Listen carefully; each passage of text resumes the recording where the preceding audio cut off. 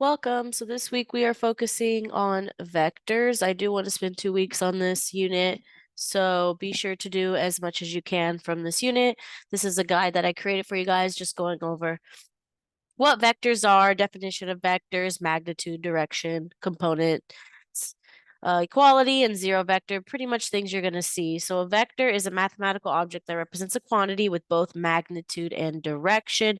Magnitude represents the length or size. Direction, well, we know what direction is, but can also refer to the direction of a vector of an angle.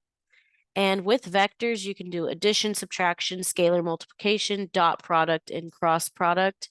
You're also going to be seeing some other things that we will do in this video. All right, so for this week, I want you to focus on graphing, component form, magnitude, and direction angle. I also want you to focus on linear combination, and we will go from there. All right, so to graph this, of course, you would graph the points, right? We all know how to graph this. So, 7, 2 on the graph would be about here. Negative 110, negative 10 would be about here. It goes from R to S, so that's how you want to graph it. To find the component form, you're basically just finding the distance of the x coordinates, right? How do I get from -1 to 7?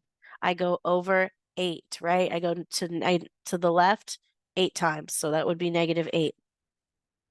How do I get from -10 to, so remember the point here, this is at 7, 2. So how do I get from 7 to -1? Sorry, I think I said it backwards.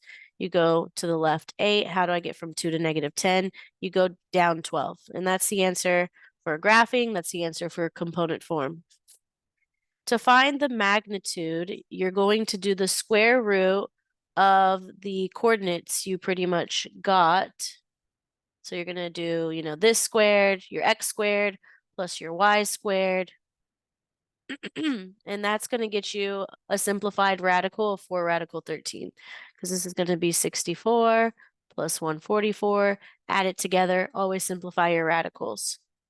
Lots of algebra review there. And so that's magnitude. The direction angle is when you're going to do, it's like in geometry when they teach you to find angles. You use the inverse functions of sine, cosine. Well, we're using tangent. And we're going to do, so remember slope is the change of y over change of x. So we were going to do your x value over your y value. When you plug this into your calculator, you're going to get about 56.3. Add 180 to that, and that's going to find you your direction angle, which is going to be 236.31. You're going to do the exact same thing for number 2 here. You can pause the video for a moment and attempt it. The answers you would get for component form is -112. For the radical, you're going to get radical 145 for the magnitude. So you can also graph it. It's going to go from P to Q. When you graph it, graph these points. And the direction angle would be 94.76 degrees. All right, so let's go over linear combination. Linear combination, its format is, so you're going to be dealing with, A and B. Its format would be in AI plus BJ. It kind of looks like the format when dealing with complex numbers. So you're going to find the component form, right? So this would be -15. We're going to put that in front of the I. And then from -3 to 7 would be -10. And we're going to put that in front of the J. That is the linear combination. We already know how to do magnitude and direction angle. All right, so take some time practicing this with the worksheets. The worksheets are all kind of similar, some of them. So this week, remember, just focus on practicing finding magnitude, direction, components, and linear combination. Don't worry about, the addition with vectors, subtraction.